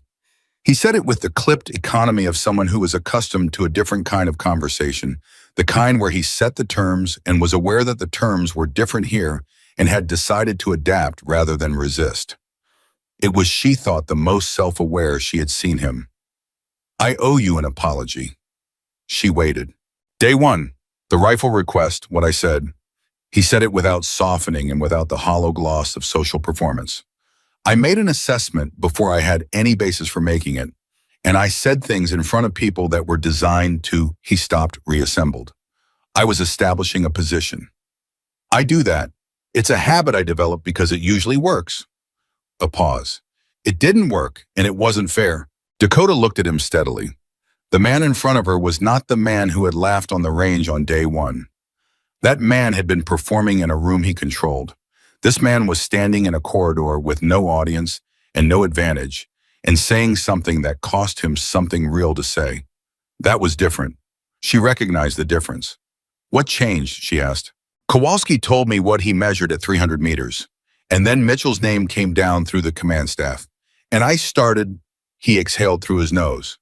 I started asking different questions about who you were, and the answers didn't fit the story I'd already written. They rarely do, she said, when you write the story first. He looked at her. There was something in that look that was not quite humbled. Morrison would never be truly humbled. She didn't think the way some structures can be stressed but not fully broken, but something that was adjacent to it, something that was learning. What Mitchell is offering you, he said, it's real. I've heard the program referenced before indirectly. I know what it means to be put forward for it. He paused. You should take it. I intend to, she said. He nodded, started to turn away, stopped. Your grandfather, he said. Eagle Eye, I looked up everything I could find, which wasn't much. The records are almost completely sealed, but there were 2 references in declassified materials. Just mentions, no details. He looked at her. Both of them said the same thing, that he was the best they had ever seen, that he operated in a completely different category from anyone around him. A pause. I just thought you should know that. From a source that wasn't, he searched for the word. Personal. He said it the way someone leaves something on a doorstep without knocking, and then he turned and walked away down the corridor before she could respond. She stood there for a moment after he was gone. The best they'd ever seen. A completely different category. She thought about her grandfather reading in his chair in the evenings, the lamp making a circle of light around him, a man who had come home from a war no one could acknowledge and had never spoken a word about what he'd seen or done or survived. A man who had converted everything he was into an afternoon routine that looked from the outside like nothing more than a farmer teaching his grandchild to shoot. She thought he deserved to have his story told, and it is being told, just not in words. She thought that would have been enough for him. She walked back to the barracks. Monday came the way Mondays come when you've been waiting for them, both faster and slower than expected. The time between the announcement and the arrival both too short and too long. The space of it filled with the ordinary demands of training that had no interest in your personal timeline. She packed a kit bag with 3 days of gear, said nothing to the company about where she was going. She had been told not to, and it was an easy instruction to follow because the habit of containment had been forming in her since she was 8 years old. She said goodbye to Gaines in the way people say goodbye when they don't know if the next version of their life will have room for the people in the current. One honestly, briefly, without drama. Come back better, Gaines said. Working on it, Dakota said. She was put in a vehicle with blacked out windows and driven for approximately 2 hours and 40 minutes. She tracked it by time and road noise and the quality of the turns. Not because she was suspicious, but because her grandfather had taught her to track her position at all times in any situation as a habit of mind. She filed away the data without knowing yet whether she'd need it. When the vehicle stopped and she got out, she was at a facility that she would not be able to identify by geographic description, with a perimeter and controlled access and the specific, clean, functional atmosphere of a place that had been built for purpose and nothing else. A man she didn't know met her at the entrance. Mid-40s, no rank insignia, the kind of face that had been in difficult places and had arrived at a permanent baseline calm as a result. Read, he said, not a question. Yes. You'll have 90 minutes to settle in. At 1400, the assessment begins. He paused. There's someone who wants to speak with you first. He led her down a corridor and stopped outside a door and knocked twice, and a voice she recognized said to come in. Mitchell was sitting at a table with 2 chairs and a manila folder in front of her that she did not open. She looked rested, which told Dakota something about what kind of person she was. People who ran on anxiety showed it in their rest. Mitchell ran on something else. Whatever that engine was, it didn't burn her up when she wasn't moving. Sit down, Mitchell said. Dakota sat. Before the assessment starts, I want to tell you something that's not part of the official process. Mitchell put her hands on the table, not on the folder. What you're about to go through in the next 3 days is hard. It's designed to be hard. Not to break you, to find out how you work under conditions of sustained difficulty. What you do when the external supports are removed and you're operating on nothing but internal resources. She paused. Most candidates who get this far fail because they've been relying on external validation to sustain performance. When you take the validation away, they don't know who they are without it. And you don't think that'll be a problem for me, Dakota said. I think you spent 14 years being taught by a man who never once told you that you were good. He just corrected what was wrong and let the right speak for itself. Mitchell looked at her. You have never required external validation to sustain performance. It's probably the most unusual thing about you in a field of unusual things. A pause. Your grandfather understood that was the core of it. Before the skill, before the patience, before the technical mastery, you have to be able to function without anyone telling you you're doing it right. Dakota thought about the afternoons. 500 repetitions of the same act without a single word of praise. The correction that came in silence, a hand repositioning her elbow, a finger indicating the wind direction she'd missed, a look that said, you know what you did wrong, find it, in the absence of anything else. She had always assumed it was just his way, just the economy of a man who didn't waste words. He was teaching me something specific, she said. He was teaching you the most important thing. Mitchell leaned forward slightly. The ability to know you're right when no one is confirming it, to hold your position in the dark without external reference and trust your own read on the situation. Another pause. It's what he had to do for 5 years in a jungle. And he knew when he built you that if you were ever going to use what he gave you in a real context, you were going to need that quality above all the others. The room was very quiet. Dakota sat with the full weight of that for a long moment. The picture of her grandfather was becoming more complete with every piece Mitchell gave her, and each piece made the whole thing more extraordinary and more devastating in equal measure. A man who had carried a classified war in silence for decades, who had come home and built a farm and a life that looked ordinary from every angle, who had spent 14 years quietly constructing in his granddaughter everything he had been. Not in words, not in explanation, not in story, but in the actual bone-deep way that real things are transmitted. Through repetition, through patience, through the relentless daily practice of being exactly what he was trying to make her into. He loved you, Mitchell said. It was simple and it was direct, and it landed the way simple, direct things always land completely. Dakota's hands tightened on the arms of the chair. The assessment, she said, because she needed to move forward, because if she stayed in the feeling too long right now, it would take something she needed to reserve. Mitchell recognized it. She sat back. The assessment runs 3 days. Day 1 is technical evaluation, extended range, variable conditions, multiple platforms. Day 2 is psychological, sustained isolation, decision-making, under pressure, information management. Day 3 is operational, a scenario exercise that I won't describe in advance because the preparation for it is part of what's being evaluated. She paused. At the end of day 3, if you complete the sequence, there will be a formal outcome conference. I will be present for that. And if I don't complete the sequence, you return to Alpha Company. Maranga Mem, your standard training block resumes, and what we discussed in this room and on that range stays sealed. Mitchell said it without apology or softening because it was a real possibility, and it would have been insulting to both of them to treat it otherwise. Understood, Dakota said. One more thing. Mitchell opened the folder for the first time. She drew out a photograph, not digital printed old stock, the kind of photograph that had been stored in a physical archive somewhere for decades. She placed it on the table between them. I want you to see this before you go in. Dakota looked at the photograph. 6 men in military gear in what was clearly jungle. She couldn't identify the specific terrain, but the vegetation and the quality of light said Vietnam as clearly as any caption. They were arranged not for a formal photograph, not posed, not standing at attention, but in the natural grouping of people who have been in difficult circumstances together long enough that proximity has become second nature. Their faces were visible just barely in the ambient light. She found her grandfather immediately. He was 24 years old in this photograph, and she would have known him anywhere. The jewel of the eyes, the specific quality of stillness. in the way he stood that she had been looking at her whole life and had always thought was just his nature. She understood now that it was not just his nature.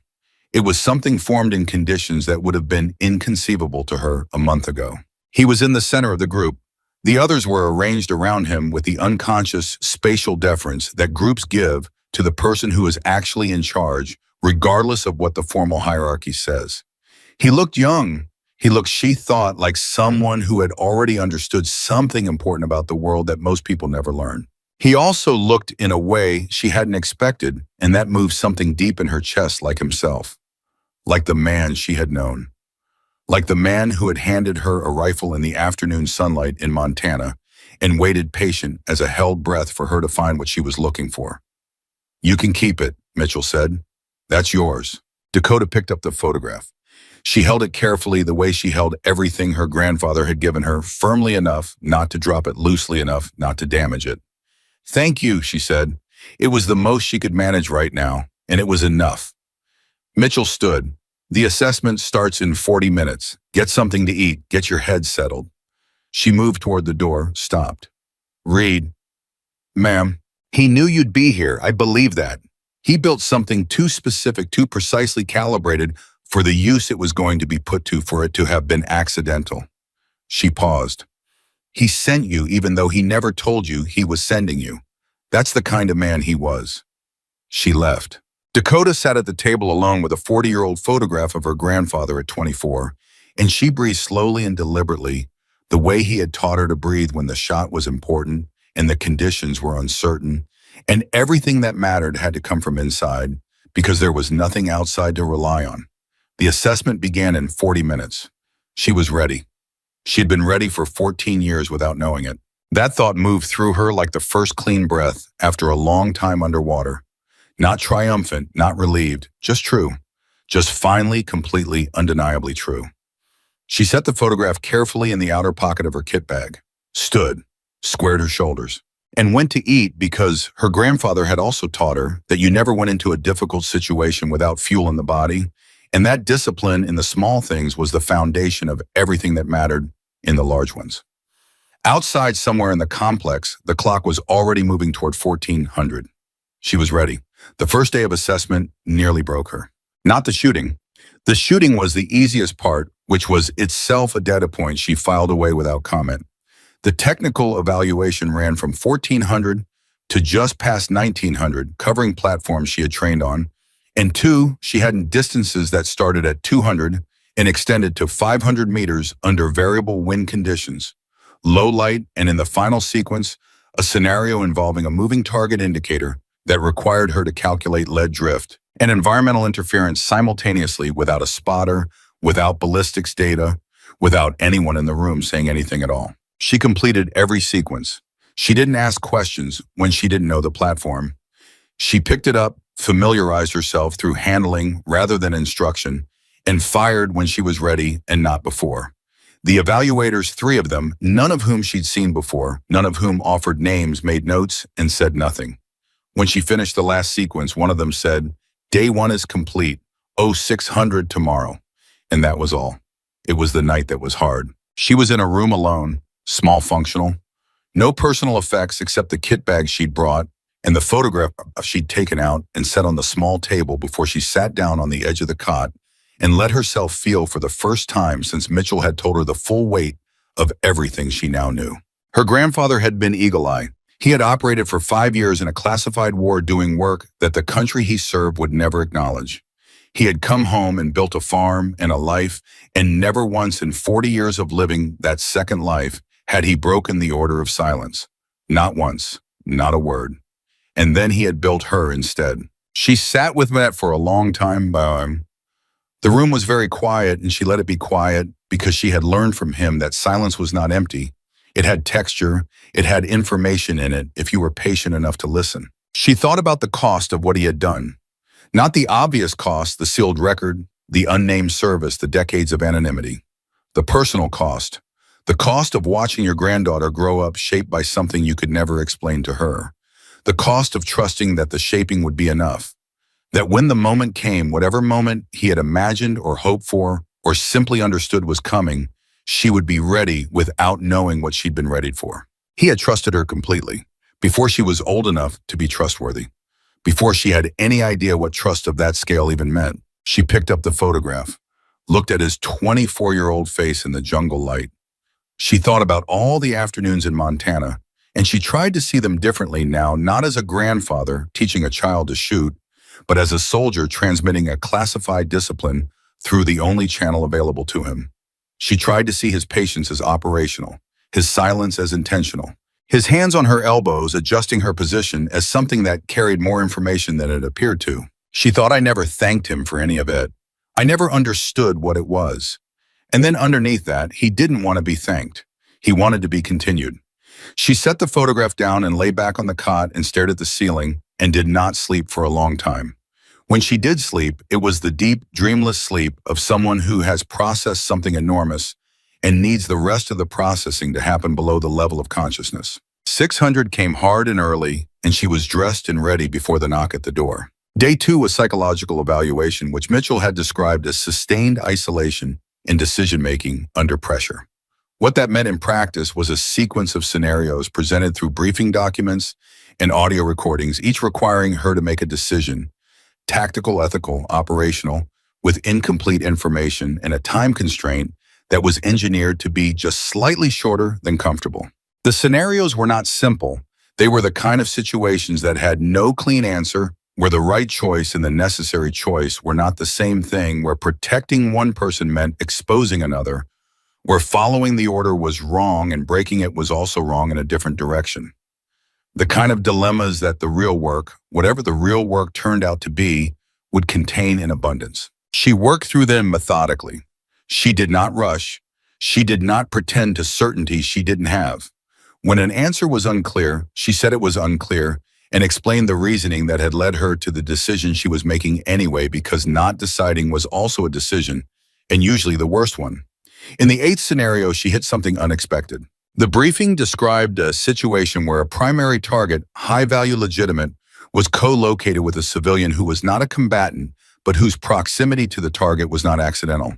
The civilian had information the target needed and was there by choice, which complicated the moral calculation without resolving it. The scenario asked, do you take the shot? She sat with it for a long time, longer than the time constraint allowed technically, but she had stopped tracking the constraint because the constraint felt like a test within the test to see whether she'd rush to stay inside the boundary or hold her ground when the boundary was wrong. She wrote her answer no, and then she wrote 3 pages explaining why, and why the explanation mattered more than the answer, and why any operational framework that created this scenario without accounting for its cost was a framework with a structural failure that would eventually produce outcomes it hadn't intended. She handed it in. One of the evaluators read it while she watched. His expression didn't change. He set it down, made a note, and said, next scenario. She thought either that was exactly right or exactly wrong. And I made the call I believed in. That's what was being tested. She held that conviction all the way through scenario 12. Day 3 was operational. She was woken at 0300, given a kit, given a briefing that lasted 4 minutes and covered a scenario that was presented as an exercise but had the specific quality, the texture, the compression, the way the evaluator's body language changed of something that was drawing from something real. She was not told it was real. She was not asked to pretend it was real.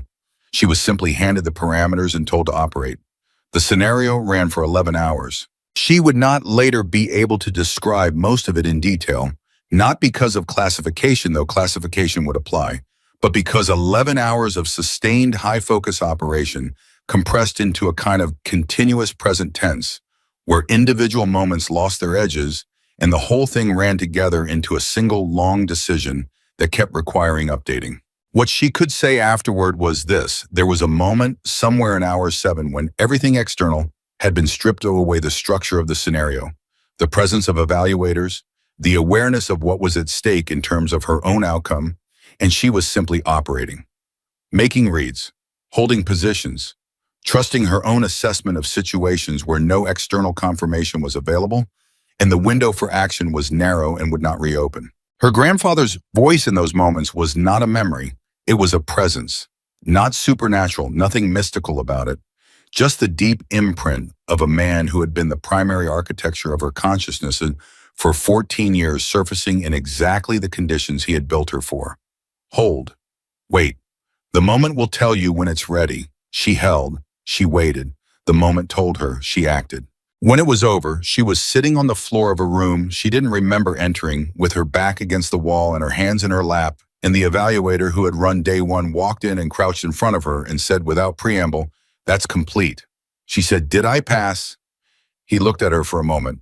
"The outcome conference is at 1700, which was not an answer, which was also not a denial. She filed it. She ate, she showered, she sat with the photograph for a while and did not analyze or process or review. She just sat with it the way you sit with someone you miss without agenda. At 1700, she was brought to a conference room. Mitchell was there. So was Kowalski, which surprised her. She hadn't known he was at this facility. There were two other people she hadn't seen before, one of whom was in civilian clothes and carried the specific unannounced authority of someone who operated outside the formal military structure in ways that formal military structures required but never advertised. They sat. She sat across from them. Mitchell said, "The assessment is complete. The outcome is favorable across all three evaluation criteria." She said it plainly without the inflation that good news sometimes gets when people want credit for delivering it. Just the information. "You're being formally submitted for the Special Operations Sniper program with entry pending security clearance completion, which we're expediting. Expected program start is 60 days. Dakota said. "Understood." The civilian leaned forward. He had the kind of face that was hard to assign an age to, somewhere between 45 and 60, with eyes that had the evaluative quality she'd seen in Patterson, but sharper, operating at a different frequency. "I have a question for you," he said, "that isn't part of the formal process." Mitchell glanced at him, said nothing. "Your grandfather operated in conditions where the official position of his country was that he did not exist," the civilian said. "He accepted that. He served under it, and he came home and kept it. My question is whether you understand what you're signing up for. Not the technical requirements, the existential ones. The possibility that what you do, if you do it well, will never be acknowledged. That the best work you ever produce may never have your name on it. That by end of the measure of your success is precisely the degree to which you remain invisible." He paused. "A lot of people say they understand that before they start. Very few actually do." The room was quiet. Dakota looked at him steadily. She thought about her grandfather in Montana, 40 years of a life that looked from every external angle like nothing more than a farmer and his land and his quiet routines. She thought about 14 years of afternoons that had looked like nothing more than a grandfather teaching a child to shoot. Invisible. The entire thing, the service, the transmission, the building of her, had been invisible. And it had been the most real thing in her life. "I grew up with a man who was invisible," she said. "His whole service, his whole contribution, everything he did and everything he was and everything he passed on, all of it invisible officially, all of it sealed and unnamed." She paused. "And it was the most consequential thing I've ever been close to, the most real, the most lasting." She looked at the civilian directly. "I don't need my name on it. I need it to matter. Those aren't the same thing, and I understood the difference before I walked in here." The civilian looked at her for a long moment. Then he sat back. Kowalski made a note. Mitchell said, 60 days. Your orders will come through Reynolds." She paused. "You'll return to Alpha Company to complete the remaining training block. Normal rotation. Nothing changes in your official file until the clearance is finalized." "Yes, ma'am." "One more thing." Mitchell reached into the folder she'd brought and produced a document, a single page dense with text, a military form of a kind Dakota didn't recognize.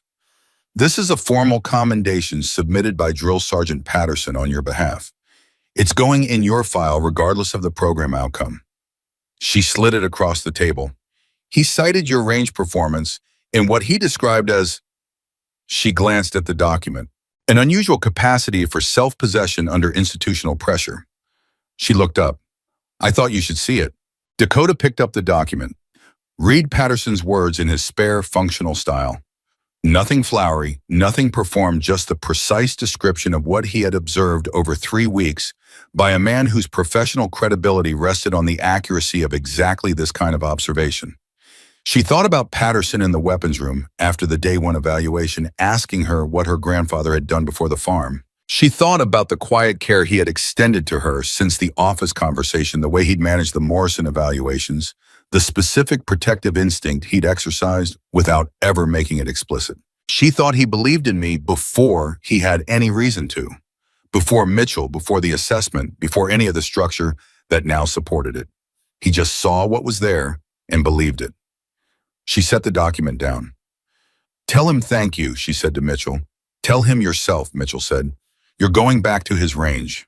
She left the facility in the same blacked-out vehicle, the same 2 hours and 40 minutes in reverse, arriving back at Fort Bragg in the early evening.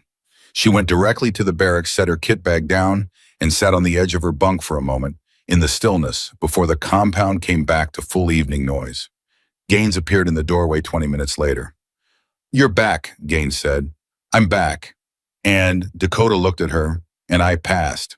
Gaines let out a long breath that she had clearly been holding for 3 days. "Okay," she said.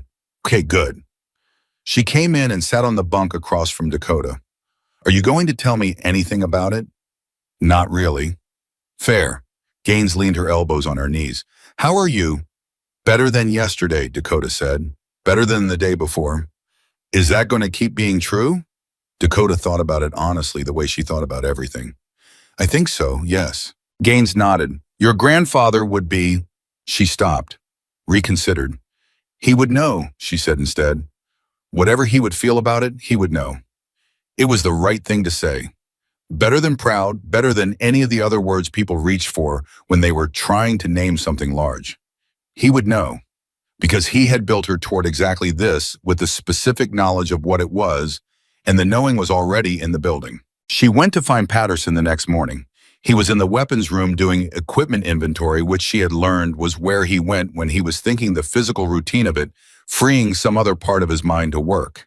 He looked up when she came in and didn't look surprised, which meant he'd been told she was back. "Reed," he said. "Drill sergeant." She paused in the doorway. "I wanted to say thank you for the commendation." He set down the weapon he was inventorying, looked at her directly the way he always looked at things, straight at the center of them without deflection. "You earned it. Still, what's the outcome?" he asked. Not the details. He was smart enough not to ask for details he wasn't cleared for. Just the direction of the thing. "Favorable," she said. 60 days. He nodded once slowly. "Good." He picked up the next weapon on the inventory list, ran his hands over it in the automatic way of long familiarity. "You know what your grandfather would have said?" She blinked.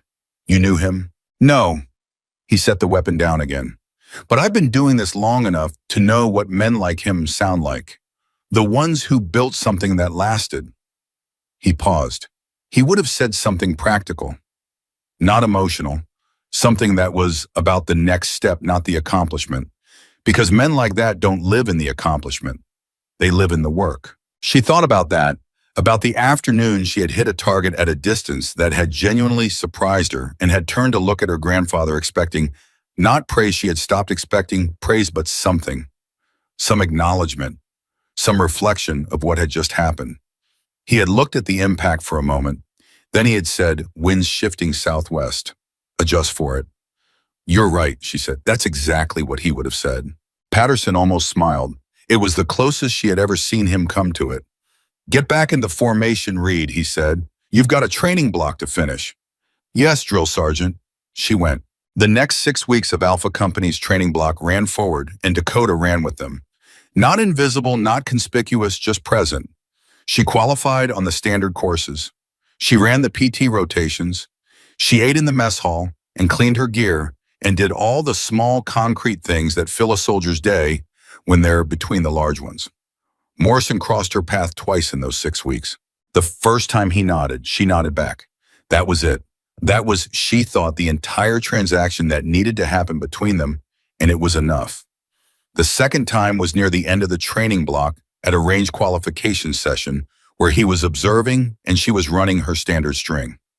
After the session, as the recruits were clearing equipment, He walked up and stood beside her for a moment without preamble. I told my father about your grandfather, he said.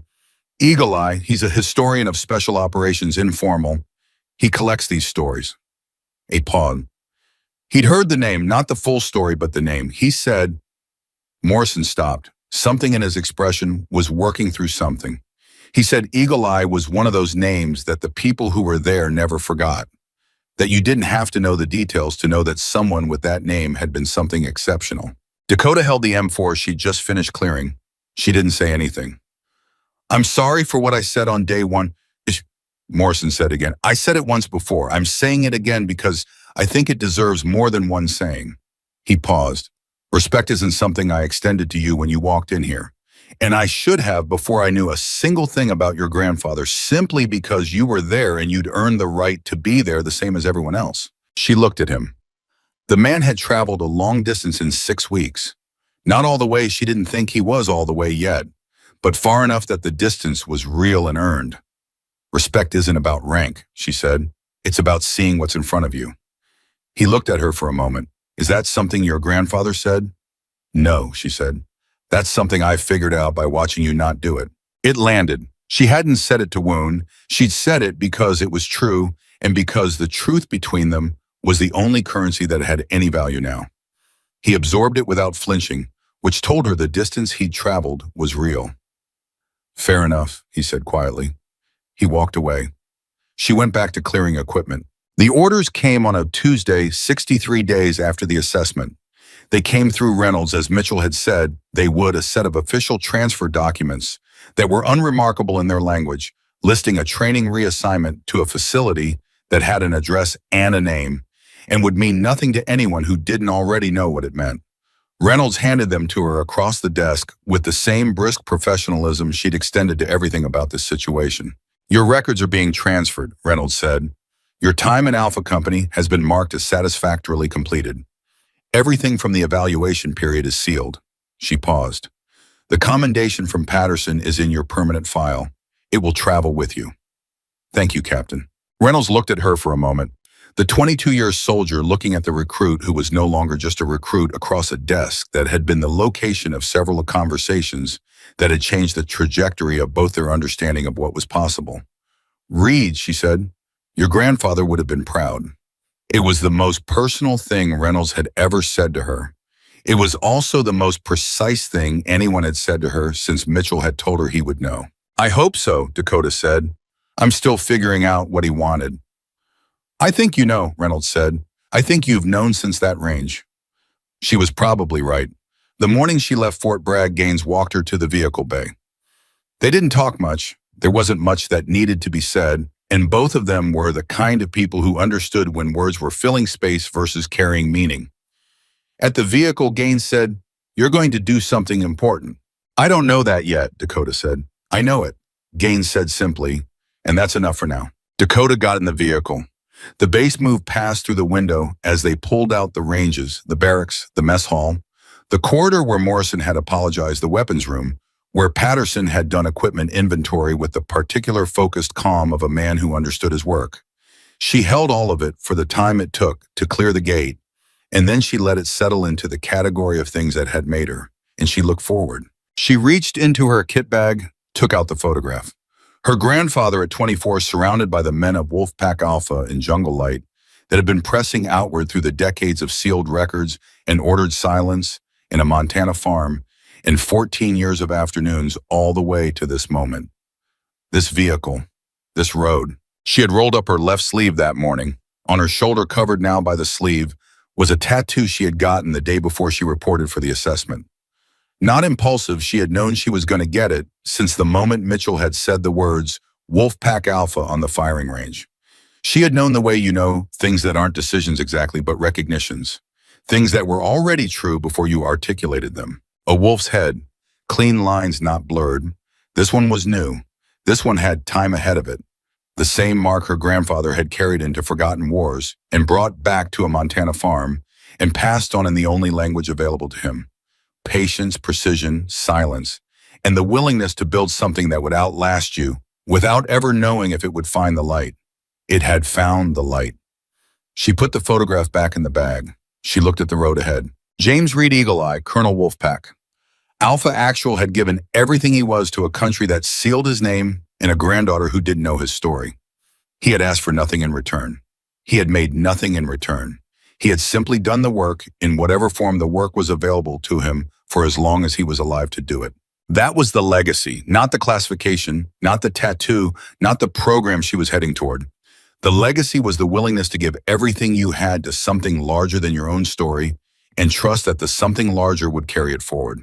Dakota Reed leaned back in the seat and felt the road moving under her, and she understood with the complete and settled clarity of someone who has finally arrived at a place they have been traveling toward their whole life without knowing it exactly who she was and exactly what she carried and exactly what she was going to do with it. She was her grandfather's answer to the world's silence, and she was just beginning.